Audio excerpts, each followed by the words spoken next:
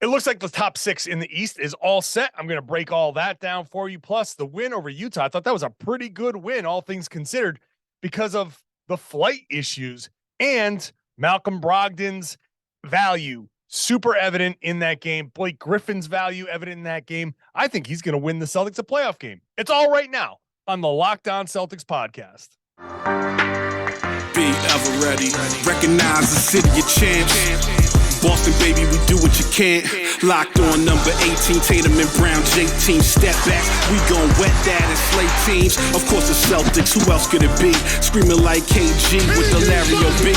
Karalis above average, assessing the team status. Best daily pod, no cap, salary matching. Clutch like Bird the DJ, keep John on replay. Prime time, dapping up the truth on the sideline. Raining J's, how it started, raising banners, how we finished. Locked on Celtics pod, home of the winners. B. Hey there, welcome back to the Locked On Celtics podcast right here on the Locked On Podcast Network, where it is your team every day, and I'm here for you every day, Monday through Friday, with a free, fresh podcast dropped directly to your device.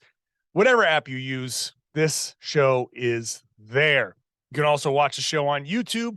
Hop in the comments section, join a very active, growing community there on the YouTube page. It's a lot of fun. I enjoy seeing some of those comments.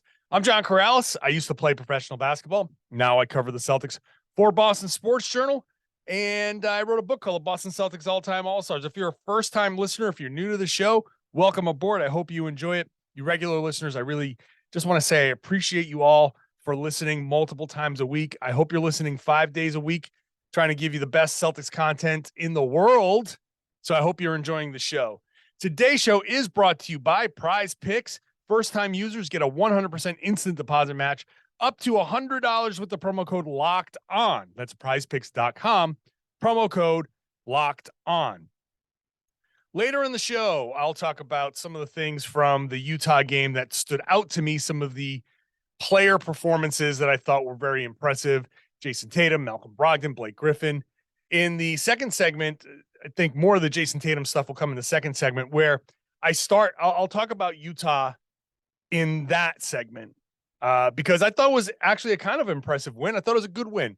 I know that they were shorthanded, but the circumstances and the way the Celtics have been playing lately, I thought it was, I'm going to qualify it as a good win for the Celtics. All the Utah talk coming up in the second segment. I want to start with some of the things that are news. The collective bargaining agreement stuff. If you missed it over the weekend or just kind of sort of heard about it, the league, the Players Association, they came to an agreement on a new collective bargaining agreement. There are elements in there that directly impact the Boston Celtics. I'm going to talk about all of that very specifically tomorrow. That's tomorrow's show with Keith Smith. Keith, obviously one of the better at the CBA discussion stuff. He knows that stuff really, really well. So I'll have a conversation with him tomorrow to get into a lot of how that stuff. I'm actually pushing it to tomorrow because we're learning new things. I don't want to get my head wrapped around some of the new stuff. I wrote a little bit about it on Boston Sports Journal, but that's all tomorrow. The big thing to talk about right now, right away, the standings. Milwaukee beat Philadelphia, and that, I think, kind of starts to set everything in the East. By virtue of the Bucks beating the Sixers, the Celtics are now 3 games ahead of Philly with 4 games to play. They have the tiebreaker. So that means Philly has to be perfect. They can't just tie the Celtics. So they have to be a game up on the Celtics. With 4 games left, 3 games back, it's very obvious. The next Celtics win, the next Sixers loss, that's it. The Celtics can do no worse than the second seed. And guess who plays who on Tuesday night? It's Celtics and Sixers, Boston at Philly Tuesday night. So if the Celtics win that game, they clinch the second seed, no worse than the second seed. The Bucks are still 2 games up on Boston. So it would have actually been, it probably should have been rooting for Philadelphia in that game against the Bucks, because that would have given Boston an outside chance at getting the top seed. If you care, I don't care anymore. I spent so much of the season talking about the top seed. The Celtics clearly don't care. I think that win in Milwaukee showed that we probably shouldn't care. That feeling of going into Milwaukee and winning there is much less daunting to me.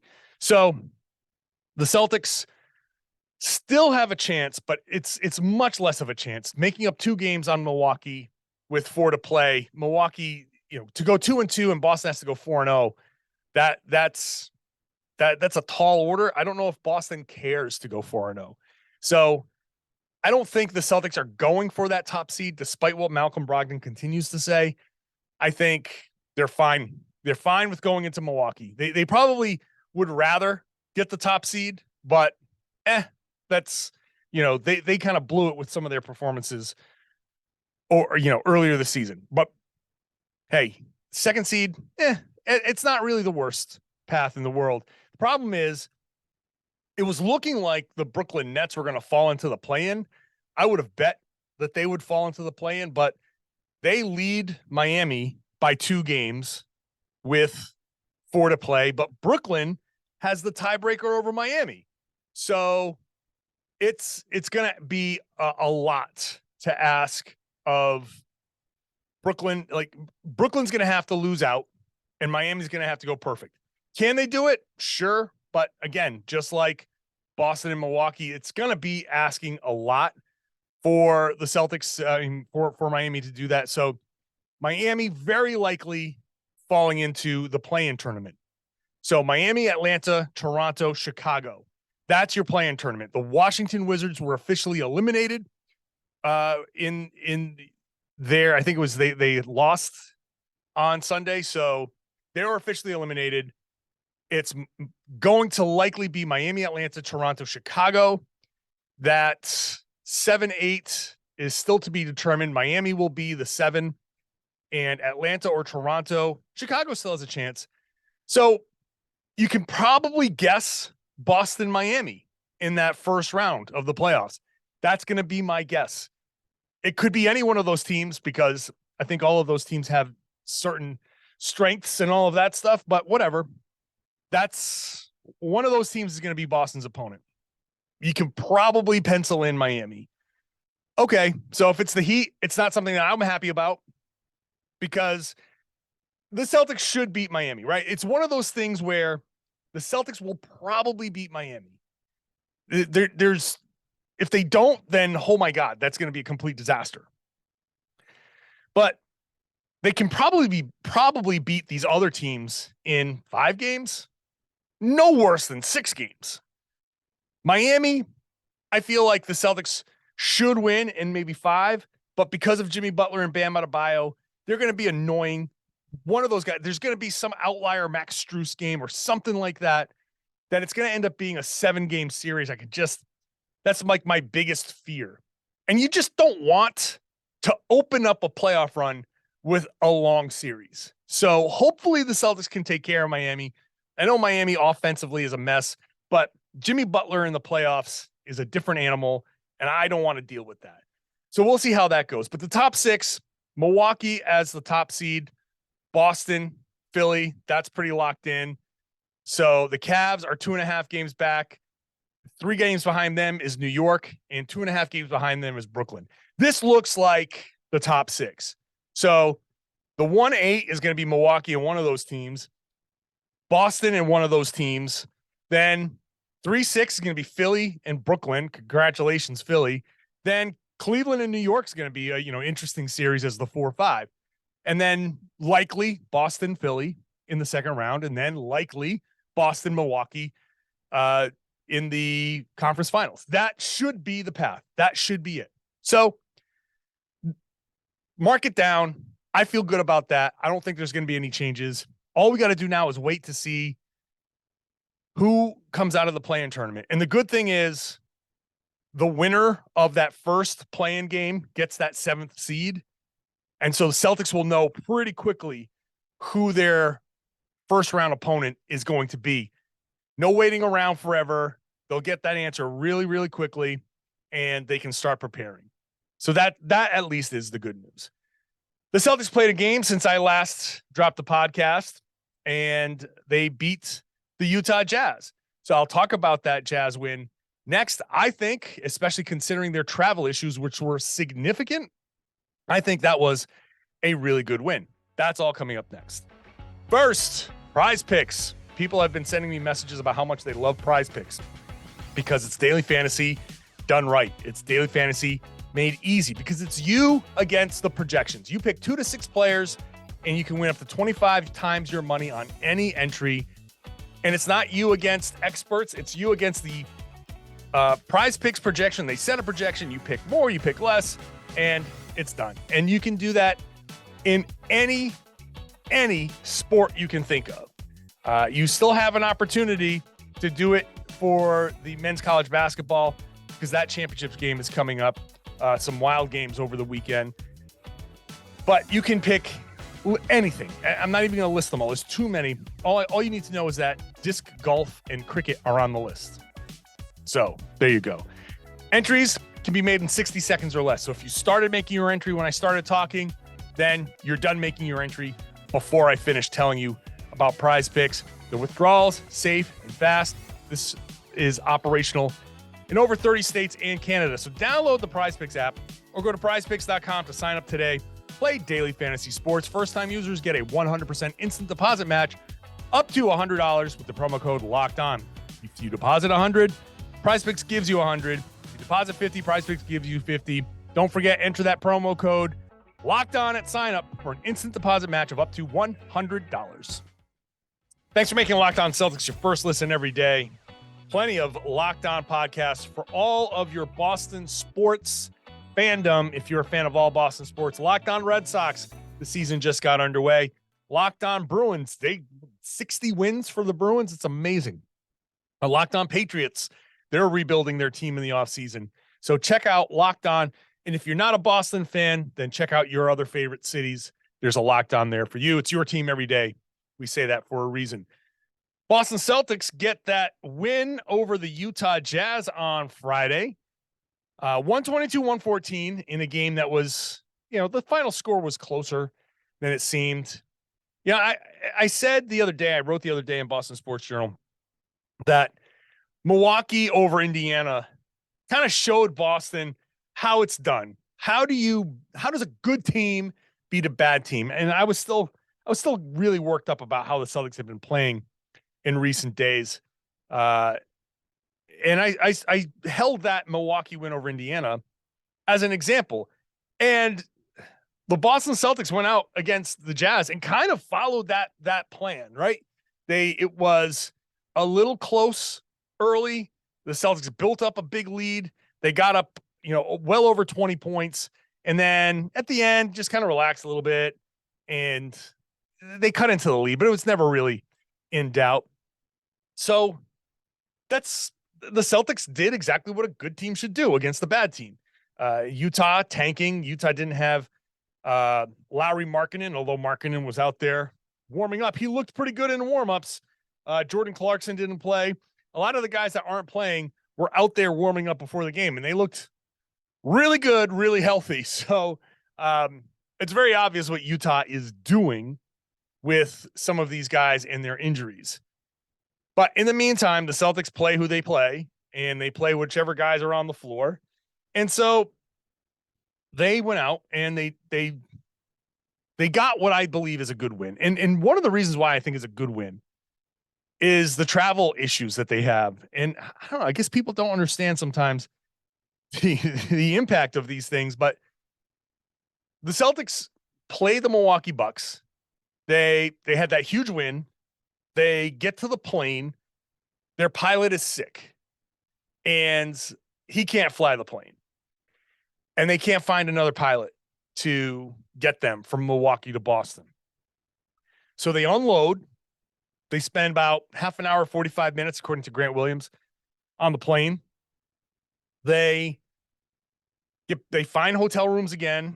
They stay. They sleep in Milwaukee. They wake up in the morning, get to Boston in the afternoon, and then get to the arena. So they fly on game day. And so there's a few reasons why that not only messes with your routine. Traveling is hard enough, like You get on a plane, no matter how short the flight, you still got to get up there. You get in one of those pressurized cabins. I talk about it all the time. Pressurized cabin has an impact on a person's body. And when your body is how you make your money, it has an impact on how you perform. It just does.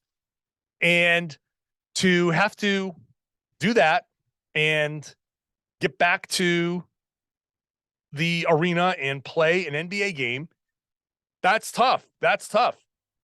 And to go through that and to come in and play a team that was decimated, shorthanded. The Celtics definitely, we know their history against teams like that. To pick it up and to play pretty well. I thought they played generally pretty well. That was impressive. I thought that was a nice win. Is it like the greatest win in the history of basketball? No, obviously no. That's not what this is about. It's about acknowledging that these guys faced some sort of adversity. They had the opportunity to kind of maybe take the excuse, and they didn't. And that's nice. It's nice to see. Before the game, Joe Mazzulla was hilarious in his defiance to acknowledge the travel issues, because I asked him. So I'd heard about it, and I asked him about it. He's like, no, fine. Any travel issues, Joe? No issues. Was the flight delayed? No, it was not delayed. I should have said, was the flight canceled? Did you fly out last night? You know, like he just wouldn't acknowledge that they didn't fly normally because he didn't want it to be an excuse. And sometimes he hangs on to these things, and he it's kind of funny. But hey, that's the type of person he is. Like he is so adamant about there not being any excuses that he just blew that it would have been easier for him to just say, yeah, we had an issue with the flight last night. Pilot got sick. We couldn't fly out. So we just slept in Milwaukee. We got a good night's sleep. We flew in this morning. Not ideal, but we all feel pretty good and we're ready to play. And that's it. It's a very simple thing. You can explain something without it being an excuse, but that's how he chose to handle it. Will Hardy was hilarious when talking about that, because we brought it up to Will Hardy. So Will Hardy gave he spent 18 minutes talking to the media before the game, and he was like, he almost did like a Joe Mazzulla impression, which was really funny because he kind of called Joe out. I was like, yeah, Joe's like, that's not a shtick. The stuff you see on the podium, that's just who he is. That's just who he is. He's super intense. He just wants to win. Winning is above everything. And that's just how it is. So I thought it was fun. But it was interesting because Jayson Tatum said he had the option of not playing against the Jazz. He made it sound like he wasn't supposed to play against the Jazz. He was going to take that day off. But because of the flight delay or cancellation, or however it wanted to be characterized, he said, that's kind of what put me over the edge to play. We talked about it in the locker room. Last night, the Milwaukee win doesn't mean anything if we don't win against Utah. He said, so everything that happened today, we could have made it as an excuse, but it just brought us closer together. Everybody was just like, it's not going to be perfect, but we're going to figure out a way to win this game. So that kind of galvanized the guys.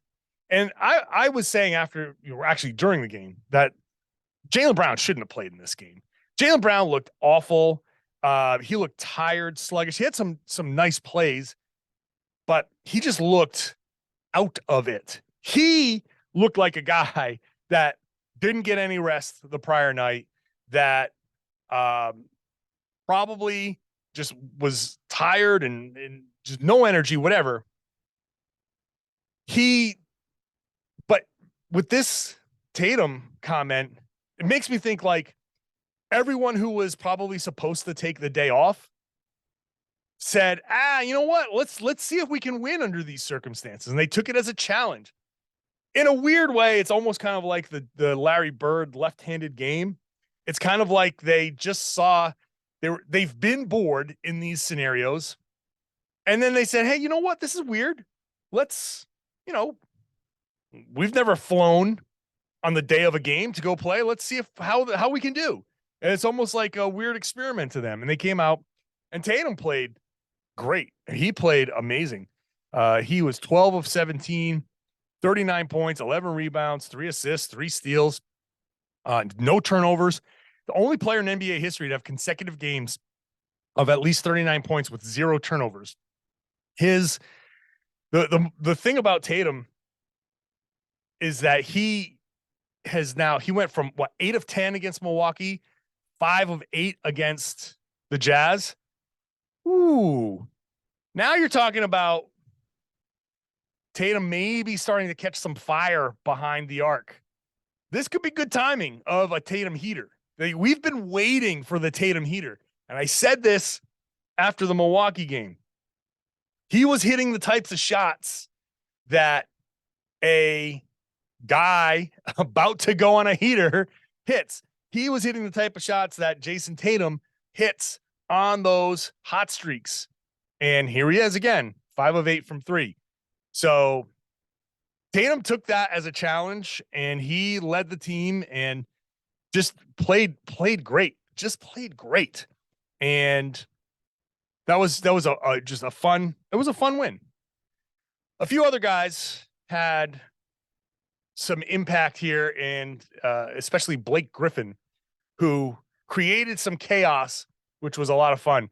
I'll talk about that next. First, let me tell you about Built Bar. Built Bar is the absolute best tasting protein bar on the market. I love Built Bar because it's delicious. It's like a treat. It's high protein, low calorie, low carbs, and low sugars. And it's like a candy bar, but healthy. So if you want to have a Built Bar in the morning as, part of a breakfast, you can do that. You can do it as a meal replacement. You can do it as a snack. You can do it as something that you have after the gym. So go to built.com, and use the promo code Locked On for 15% off. You can also go to Walmart. You can get a 4-bar box at the Walmart. You can also go to Sam's Club and get like a 12-bar box or 13-bar box. Those are available there. I'm telling you, you're going to love them. If you haven't tried Built Bar yet, you should. They're great. I buy them myself. You can buy them too. Go to built.com. Check them all out. A couple of other things there from the Utah game. I thought Blake Griffin was one of the stories after that game, where he comes in, very first play, takes a charge. And then later on he probably took 4 charges. And there are a couple of fouls that negated them. Like one that Marcus Smart fouled the guy, and then he just buried his shoulder into Blake Griffin and didn't get the call. I actually thought after the game, I thought that some of those late plays, even though they went against Boston, just Blake getting in there to kind of sacrifice his body. And even though there were no calls, I think that got everybody juiced up. And even the fact, I don't think the guys have agreed with this premise, but I don't know. I still kind of believe that there's something to it. That they got so fired up about the non-calls or the way the whistle was being blown, which there were like a bunch of technical fouls. It was a poorly officiated game, but the animosity, the anger, the frustration was, I think that gave them like a little boost of energy that they kind of needed because of everything that I said before with the plane not coming out, not getting out the night before. So Blake Griffin's out there just throwing his body around, instigating, pissing people off. I feel like Blake Griffin is going to win the Celtics a playoff game. And that would make the signing just absolutely worth it. It's already been worth it, but imagine a scenario where Blake Griffin comes in a game where the Celtics might be struggling, shots aren't falling, they're frustrated, maybe they're not getting the calls. We know how they get sometimes. Could be even in his first round, where the Celtics might feel like, hey, we're above these other teams. We're above Miami. We're above these guys. Blake might come in at a particularly rough patch and say, just completely change the energy, completely change things by taking a charge, getting in, keeping some plays alive, getting the guys to follow his lead. So I feel like Blake Griffin, if he does that once, just one game in a series, then that makes it an incredibly good signing. So, but like I said, he's already been a good signing. I think that his value to the locker room is pretty noticeable, has been all season. But no one thought in signing him that he could make a difference even in one playoff game. I think the potential is there for him to have that type of performance. Malcolm Brogdon, I have to say, those two games, Milwaukee and Utah, show exactly the Malcolm Brogdon effect. His ability to get to the rim. I'm really, really believing in the Brogdon effect and the starting five out and pulling an opposing center out to the 3-point line and coming with Rob in the second unit and giving Malcolm Brogdon the opportunity to play with Rob. I think that is going to be impactful. I think that's going to be impactful for Malcolm Brogdon. I think he might be, I know that there's some Emmanuel Quickly buzz for sixth man of the year, but Brogdon's been doing it all year long. And how many games has he started? He barely, maybe one or two. He's been doing it all year off the bench, and he's been great off the bench. So I just think that Brogdon has shown in the past couple of games that exactly why the Celtics got him. Between him and Derek White, he also had a great game. He was big in the second quarter against Utah. 17 points for him. Brogdon shot 7 of 14. White shot 6 of 15. Super efficient. They both, they get to the line some. They drop dimes. Brogdon had 7 assists. They play defense. They protect the ball. They play so well. This playoff run is going to show just how well the Celtics are equipped, I think, to make a deep run, because you can lean on Brogdon, you can lean on White for stretches, and you can get over a game where Jaylen Brown just didn't have it. And again, like this, I'm completely blowing this game off for Jaylen Brown. It doesn't mean anything. I think he was just tired. So, but 12 points, 26% shooting, 5 of 19, didn't hit a three, turned the ball over 3 times, was a -5 in the game. That's a little tough for him. But to have these other guys come in to step up, that when the opposing defense in a playoff series is going to be geared towards a specific player or specific players, there's only so much a defense can do.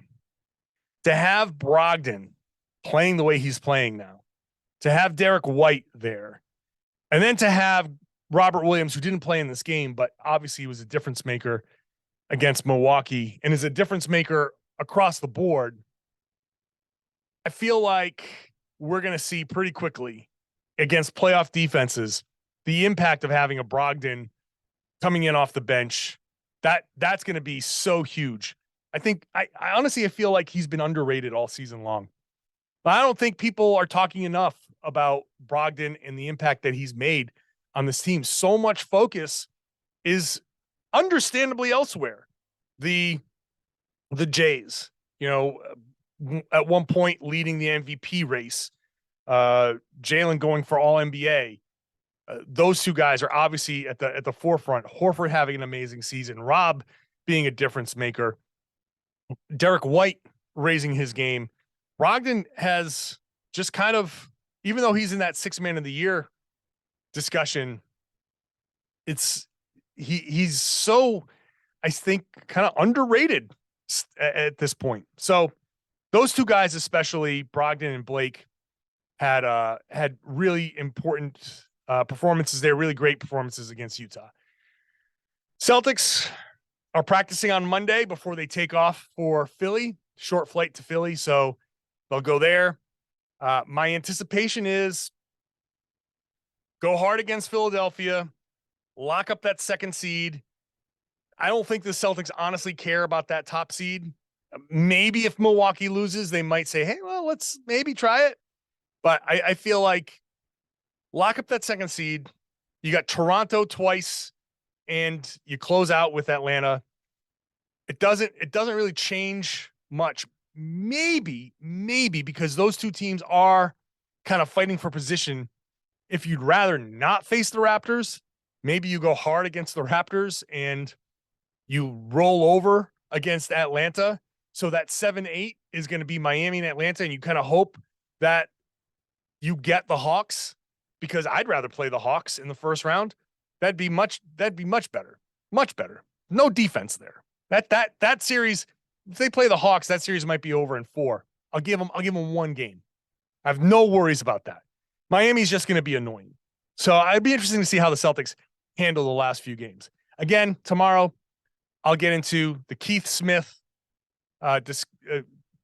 CBA talk. A lot of details in that collective bargaining agreement that directly impact Jaylen Brown's extension, Jayson Tatum when he opts out, Grant Williams and his bargaining power as a restricted free agent.